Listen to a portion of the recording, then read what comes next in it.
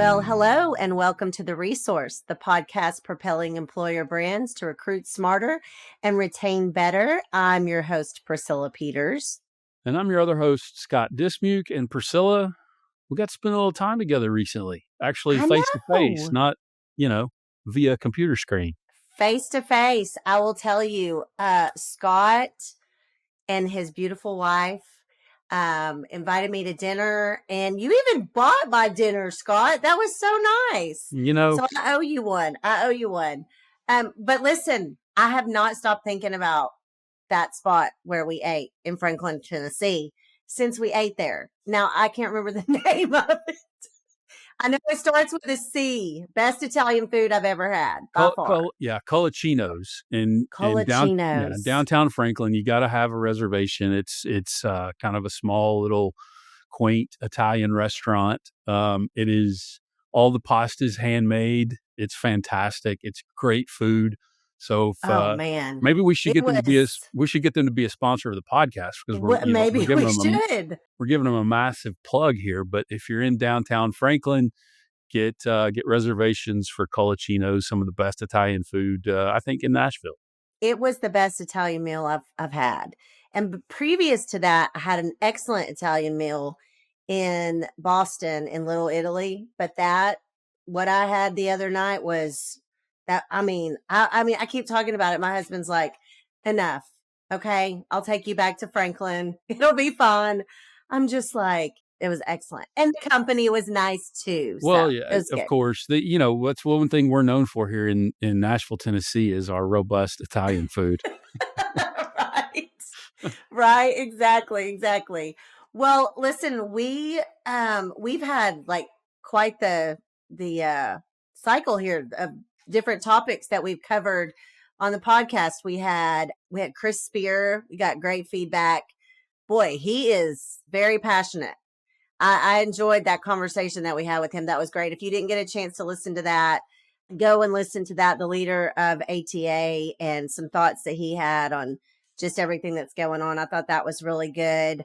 Today, we're going to dive into some more data and interesting things that have come out of our driver survey. We'll get to that here in just a second. But we put a poll on LinkedIn, Scott, and I thought this was interesting. So we posted a poll on LinkedIn, and it was asking our audience, just really trying to get a feel for like, how close are you to capacity? How close are you when it comes to driver needs? The exact question was, how close to driver need capacity are you right now? And so 53% said that they are 90 to 100% full. So they're almost full or full, over a little over half.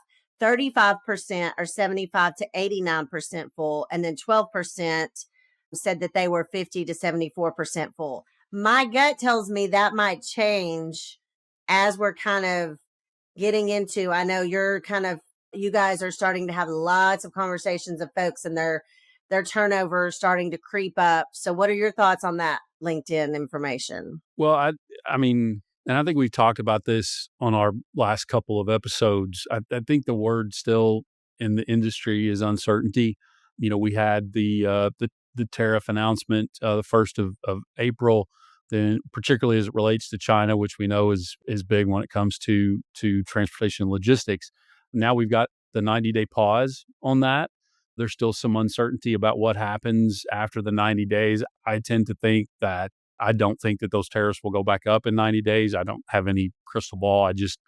Politically, I think that both China and the United States don't want that to happen. We don't need the trade war escalated. So I just think politically, this 90-day pause kind of created an off-ramp for both countries. So part of me just doesn't think that those tariffs will go back into effect. I don't know what they're going to end up. So I still think that there's some uncertainty out there, but I will just, we're already seeing it. We're going to talk about a lot of this data today in the driver survey.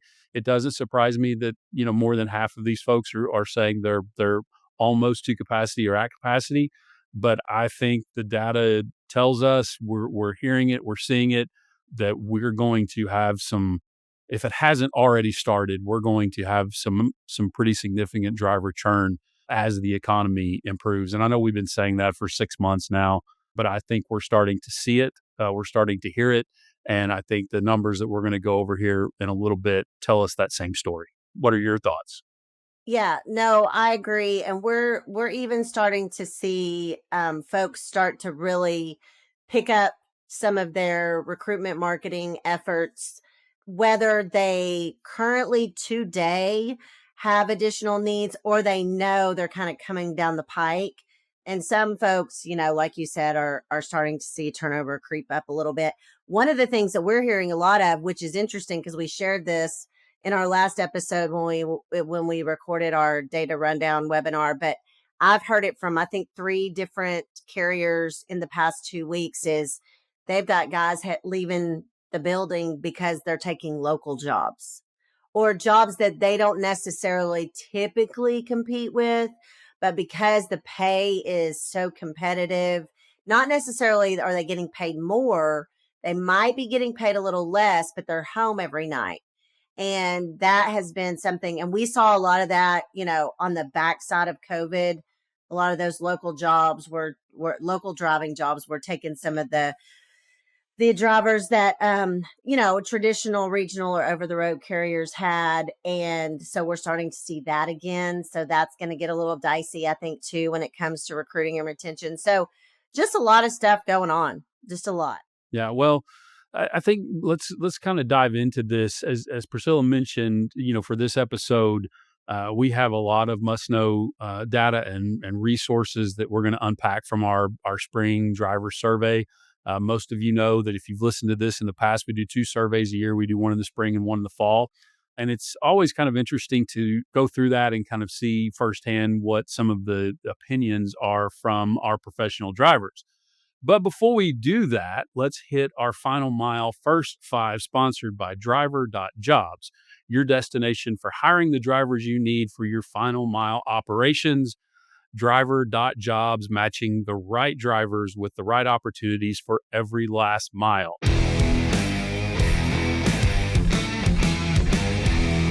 So typically we do our first 5 right now. And we go through kind of our first 5 questions with our guests. Since we don't have a guest today, we're going to kind of ask a question here. And I'll be honest with you, I have no idea I guess I'm old because I have no idea what this is about. Yeah. But there's evidently some kind of online debate that has been evidently pretty intense. But it's an important question of who would win a fight, 100 men versus 1 gorilla.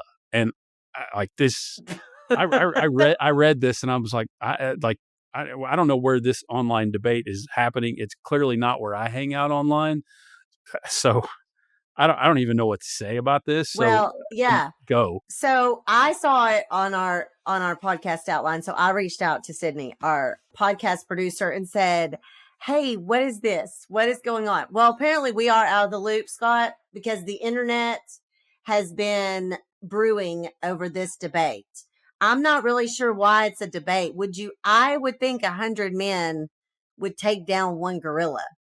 Now, again, I have not been privy to you know, both sides of the equation, but wouldn't you think 100 men could take a gorilla? I would think 3 men could. I mean, gorilla's pretty strong. I A mean, 100 men? That's a well, lot of people. yeah, but yes, it is a lot of people. But I would think that 1 gorilla swipe could take out a few of those guys. I don't. I literally I have no idea what. I mean, this is Yeah. I don't even We're know what to basically say. showing our age because we have no idea what's going on the internet, but Yeah, everyone else does. I don't know where this I don't know where this debate has taken place. It's but yeah, I saw this question. I was like, I don't even have anything. I don't even have anything clever to say because this just baffles me. But wait, so you're saying you think the gorilla would win? Because I disagree. I'm just going on record. Yeah, I have no idea. I honestly don't know. I mean, this is We have stumped Scott with our first 5, our one first 5, just one of the first 5. Well, we'll have to see. Well, hey, if you're listeners, viewers, y'all chime in. Let us know. Shoot us an email, comment. Let us know what y'all think. I'm going 100 men. And apparently Scott thinks a gorilla could take 100 men. Yeah, I guess I'm gonna go with gorilla because I like listen, if I was one of the 100, I wouldn't wanna deal with a gorilla. No, I would not either.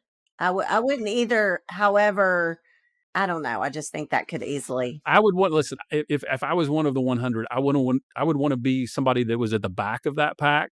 I wouldn't Mhm. wanna be one For of the sure. initial, one of the initial people to make contact with. I don't know, I don't wanna mess with an angry gorilla for sure. No. So, I don't No. know. Maybe there's video evidence one way or the other. We'll check with Cindy, but y'all let us know what Oh, you think. yeah, please do. Okay. That's obviously extremely important that we know who would win this fight. Jeez. Very important. Very important. Okay. All right. So we're going to dive into our spring driver survey results. We're not going to go through the whole thing. We'll put a link to the show notes if you want to download the spring driver survey and you can kind of share it with your team and get some insights from that. So let me start. So the first question we always ask, like, what's your age? That's the first question that we ask. But after that, we always ask the question, are you currently looking for a job? And remember, these are drivers. So are you currently looking for a truck driving job is the question. And Scott, this was something because since we've been doing the survey, which what is about 3 years, 4 years, 3 years, I think, this is the highest that the yes has been. So 46.8% of the drivers said, yes, I'm looking for a job, while the other 53% said no. So what are your thoughts on that, Scott? Well, it's a 7%, almost 7% increase from where it was in the fall. So I think we usually conduct the fall survey kind of mid-September to mid-October. We conducted this survey mid-March to kind of mid-April. One of the things, and we're having this conversation with drivers a lot, particularly over the last couple of years, is as drivers are kind of complaining about pay or complaining about miles or lack thereof, is hey, the grass isn't greener on the other side. This is an industry wide issue. This is not a carrier specific issue. I've kind of felt this for a while that drivers are kind of tired of hearing that. And I think to some degree their patience has worn thin of hearing that. And so I just think that, and we see this in some of the other data that we'll go over. I just think that drivers have become somewhat restless in kind of waiting for this. We know that they look for predictable pay, and I think this is a result of that. And this number is why I am frankly very concerned that as the economy turns and carriers become more active in their recruiting efforts, that we are going to see a lot of churn, because I do think that drivers have somewhat sat back the last couple of years because of what the economy has been like, that we're going to see. And turnover normally goes up in good economic times anyways because the competition goes up. And so I just think that this is an indication of where things are headed. I am extremely fascinated about where this number is going to be in the fall, particularly if the economy does turn around. What do you think?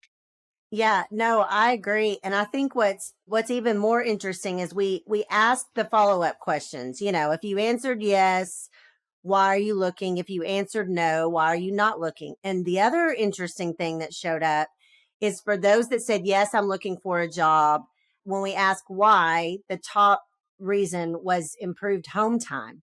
And before it had been predictable pay. I think it's And always been so predictable pay up until this always. one. Yeah. Yeah. And so, and again, it kind of goes back to what I was saying earlier about heard these rumblings of carriers saying, oh my goodness, we're losing drivers to these local jobs that can get them home every night. And, and I think that carriers are going to have to continue to look at how am I operating? What am I offering? What are home time options? That I have. But I think, that was really interesting to me. And then when we asked them, if you answered no, why are you not looking? I mean, to be honest, over 63% of them said, you know what, I'm happy where I am today. Like I'm good. I'm happy. I'm good. Now, a little over 16% said I am waiting for the economy to improve. And then about almost 7% said I need more experience. So there's like that 20-ish percent that still could go the other way. Um, and we all know drivers who say they're happy today, you never know what could happen tomorrow. So I don't know. I think there's a lot of interesting data just here in these first couple of questions of, are you looking for a job? If not, why?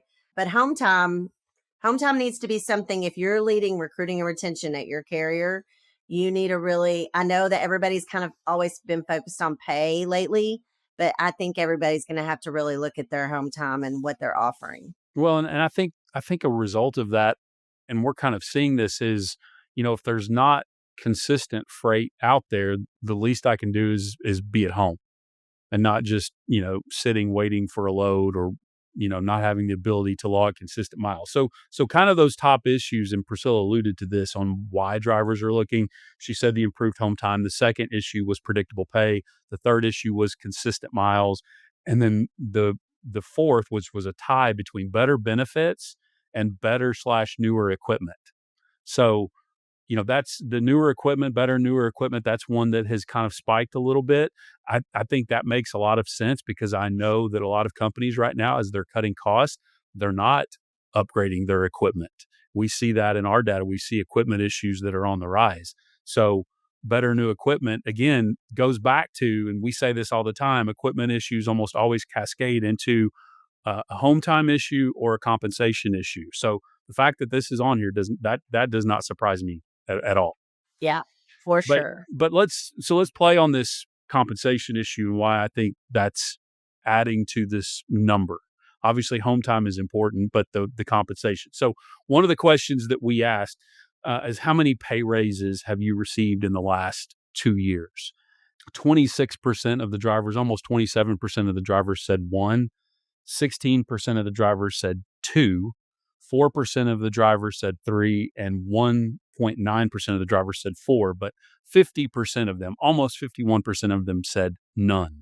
So over half of the drivers that have not received a pay raise in the last 2 years. So what are I've got some feelings on this that kind of piggybacks off of the first question, but does this surprise you? Because it didn't really me. Does this surprise you? No, this does not surprise me.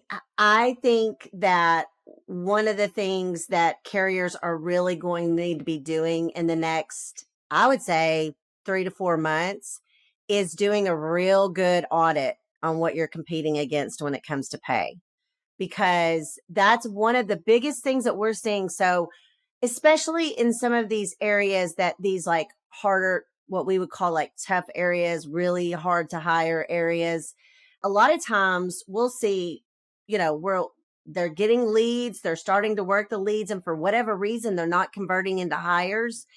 And a lot of times, what ends up happening is we'll pull some fleet intel data and we'll go, wait a minute, you're not hiring them because you're not competing when it comes to pay. You are not competing well at all. And so I think, and even some carriers are looking at it from, a lot of carriers have this blanket pay that they do. They're even looking at, are there pockets of the country where I'm going to have to pay a driver differently to be able to compete? The answer is probably yes. So I think it's a good time to like do an audit and just see where you stack up, because that does not surprise me. And to be honest, like, my mind also goes to the recruiters and the recruiting teams. Have they had a raise in the past 2 years? That's something else to think about. I know that's like completely different than driver, and we're talking about driver survey, but it's like, listen, we all know that everybody's kind of buckled down, tightened up, but what's going on? Because as this comes back, you're going to need your good recruiters. You're going to want to keep your good drivers. So just overall, a good time to do an audit of what your payroll costs are, and what your pay looks like specifically for drivers. Obviously, we know that as the economy improves, as the freight economy improves, it's very typical that carriers begin to raise pay. So I think if you look at the first question that we ask of are you looking and what that number is, and you look at kind of what drivers have gotten from a pay raise standpoint in the last couple of years, it did not surprise me that this number was as high as it was. But I think that as things improve, and I still am of the belief that as the economy improves, it's I don't think it's just immediately going to take off. I think it's going to take off in spots. And I think that some carriers are going to experience the surge before other carriers do. So, what I foresee potentially happening here is that as carriers start to see an improvement in freight, they start to see an improvement of rates, somebody is going to, multiple somebodies probably are going to raise pay. So when you already know that almost half the drivers are telling us they're looking, half the drivers are saying they haven't gotten a pay raise in 2 years. I think again, that's why I think we're entering the potential of a perfect storm from a turnover standpoint, just because of how extended that this freight recession has been, and how everybody, even to your point, recruiters and others, are looking for better pay. And so I just believe that it's coming, and I think these numbers back it up. Yeah, and I wonder, we have like a benchmarking group of clients, and they were kind of asking each other on a call that we recently had, like, who anybody thinking about raising pay right now yet? Like, people are starting to just, put some feelers out, like, are wondering if we're going to get back into this whole mode of basically who can keep up with. And I mean, the fact that it's been over 2 years, it could get very interesting. I'll just say that. I'll Yeah, just say that. Okay, so the next question that we just kind of wanted to look at today from the driver survey, and this is kind of in my wheelhouse, if you will, in our little wheelhouse over here at Conversion, but we asked the driver, how frequently do you receive calls, emails, or messages from other carriers about potential driving jobs each week? So how many times are you, contacted in some way via phone call, email, message, maybe a messenger on Facebook, some way about other carriers about truck driving jobs? Now, this did not surprise me, but I will say it was a little bit higher than I thought it might be. So 91% of the drivers said at least once or more, like they're being contacted by other carriers. Now, let's see, 46% said 1 to 2 times a week, 24% said 3 to 4, and then 20%, a little over 20%, said 5 or more times a week. So I just want, like, I think it's interesting to think about this in context. So if we think about our jobs, our day jobs, right? Like, we're not contacted very much. Maybe you are, Scott, because you're so I'm not. highly Yeah, sought after. I I But appreciate think your about, confidence, but no, I am not. but think about just from a professional, you know, desk job, if you will, that we have in the corporate world. This doesn't happen. I mean, if we ask ourselves this, it would be, we would ask how many times a year, probably not how many times a week. But you have to really understand and get your head around the fact that 91% of your fleet, 91% of your drivers are being contacted by another carrier every single week. Like, this is not like, oh, they might hear from other carriers from time to time, or they're going to see an ad on social media. No, this is, they are being contacted probably by name because their name's in some database that somebody has, and they're being contacted, whether it be on an app or whether it be, all the places, right? So my big takeaway from this, and I know I could get on the soapbox and you've heard me talk about this before, but as much investment that you make into your recruitment advertising, your recruitment efforts, you have to still recruit your current fleet. You cannot not invest in that side of the house. Otherwise, they're just going to continue to go out the door. So I don't know what you thought about this, Scott. My take on this is obviously this is a retention issue as much as it is a recruiting issue. And I've had several people over the last several years asked me, if you had to pinpoint one thing, like what's the most important thing for a retention program, I always come back to proactive communication with drivers. So here's what this number tells me. If you're not communicating with your drivers, somebody else is. Now, it's a recruitment message from that other, but right now, when you look at freight recession, which I know we're all tired of talking about it, but when you look at the freight recession, one of the things that we've seen and what we see in this data is drivers are looking for consistent miles, or looking for that predictable paycheck. So if they're looking for consistent miles, that means at some point during each day, definitely each week, they are sitting there waiting. They're waiting for a load. They're waiting for a driver manager to talk to them. They're waiting for somebody to talk to them. And if it's not you, it's definitely another carrier who's promising them something. We're all promising something.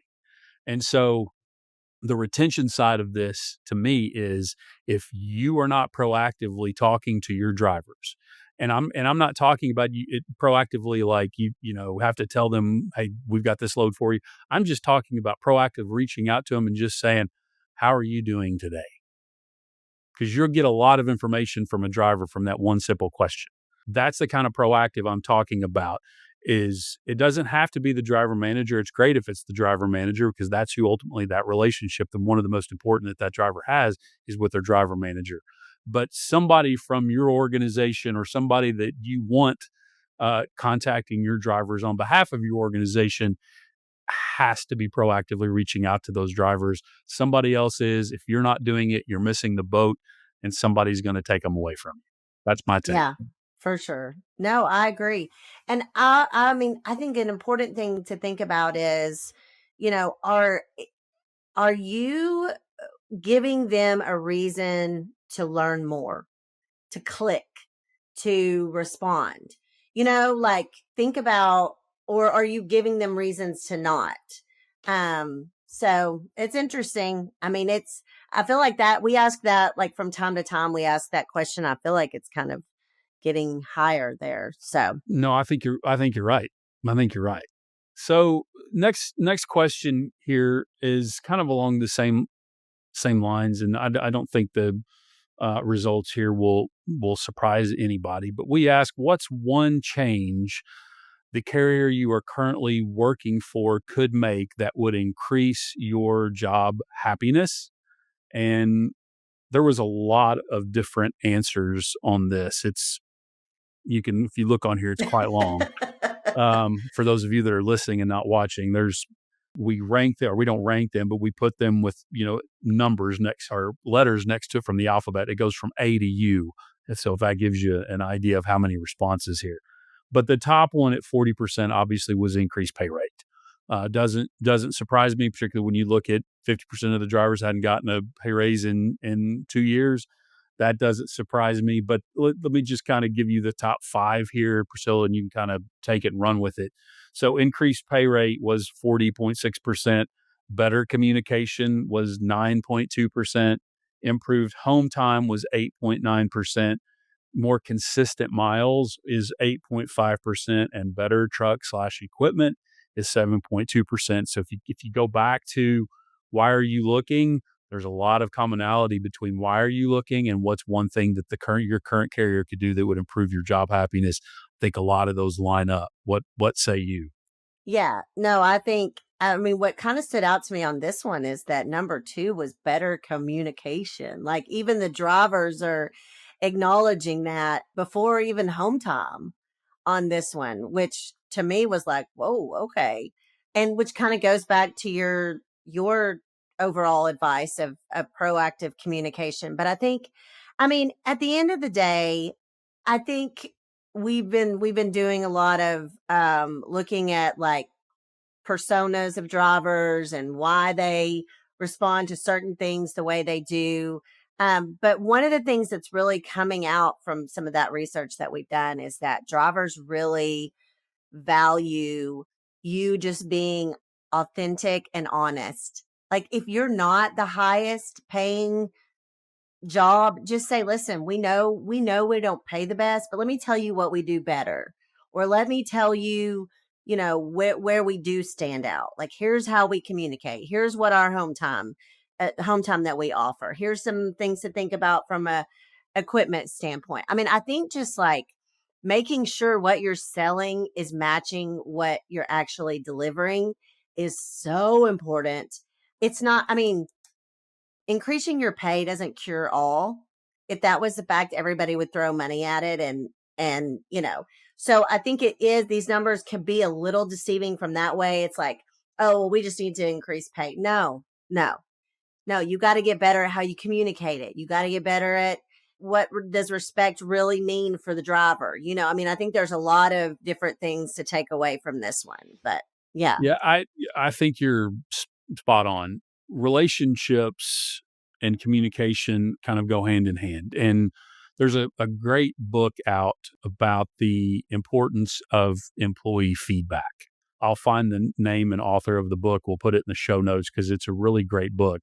But one of the things that it says in that book is the better relationship you have with your employees, the harder you make it for them to leave. If those personal relationships exist, then that driver is going to think twice about going somewhere where they don't have a personal relationship, whether that's with the fleet manager, whether that's with a director or vice president of ops. If that relationship exists, the harder it is for them to leave. And I bet if we survey drivers who have stayed with carriers for 10 plus years, they're going to point to individual relationships within that organization as much as anything. And so I think a lot of this that we're going through right now as an industry, again, it goes back to communication, it goes back to relationships, and it goes back to respect. And one thing that we have constantly seen in our feedback data that we get from drivers that we're talking to every day is drivers look at communication and they look at respect as one and the same. And to your point, it's not just asking them how they're doing. It's not just checking in on them. It's not just about remembering birthdays and anniversaries and kids events and things like that. All of that is super important, but it's also being honest and telling them the good, the bad, and the ugly. Drivers appreciate that. They may not like it, but they will appreciate it. And that's kind of my soapbox on this one. Yeah, yeah, for sure. Okay, so we have one more before we kind of wrap up here that we wanted to look at. And this one kind of shifting gears a little bit, but this has come up as just a topic. Drivers are kind of starting to chatter about it a little bit.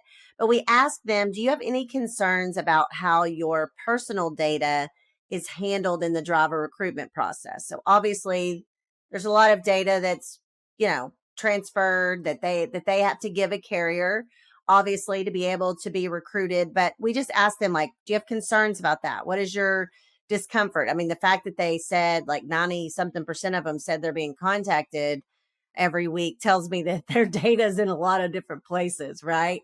And so what was interesting here is that about 52% of them showed some level of discomfort. Either they're concerned, or they're concerned about how long the data is being stored, or they're concerned with it being shared without their consent, those types of things. So I think the real takeaway here for carriers is to just remember, think about how you have everything set up and how you're using the driver's information that you're getting in the recruiting process. So think about, do I have opt-in language? Has the driver actually opted in to be communicated by me to them? Those types of things. And just really understanding that drivers are more tech savvy than we give them credit for. I say this all the time. We do not give drivers enough credit. And carriers need to really look at, how do I prioritize the driver's privacy? Am I, on different platforms where their data and privacy policies are different than what my organization holds? So those are all questions you should ask when you're dealing with vendors, when you're dealing with, different media sources and outlets. But those kinds of things are really important to ask. But I think at the end of the day, about half of the drivers are saying, yeah, I have some level of concern here when it comes to my data. Yeah, I don't really have anything more to add to that. I think you hit it all. Obviously, we store a lot of data at PDA with our partners that we work with, and everything is very, very well protected for that reason. And I think, obviously, I think all of us to some degree. I mean, I don't make a practice of this, but if you go out and Google your name, you'll find out how much your information is out there. And I wouldn't be a fan of it, so I can't imagine why drivers would be either. So, Priscilla, I think what you said is 100% spot on. Yeah, yeah, for sure. Well, that was kind of just the overview that we wanted to do on some of the questions from the driver survey. Again, we'll put a link in the show notes where you can go. There's more questions. We asked a few other questions for this spring survey, but lots of interesting stuff here. So we'll kind of see how it all plays out. Hopefully, you can go and download that, get a copy of that, and share it with your team. But thanks for listening to the resource today. If you had good time, if you got some good information, please give us a virtual high five by leaving a rating and review on your favorite podcast platform. And be sure to hit that subscribe or follow button so you never miss an episode. And when you see our content out there on Facebook or LinkedIn or wherever we're posting it, share it. Let everybody know about the Resource Podcast, and invite your friends to subscribe and follow, and come back to hear all of Priscilla's wisdom that she gives us every single month. But in the meantime, if you have questions or feedback, you can reach out to us on social media, or you can drop us an email. All of those details will be in the show notes, and we will be back next time with more data, insights, and a little bit of fun to help you ace your recruiting and retention game. We hope you have a wonderful day. Be safe out there, and we'll see you next month.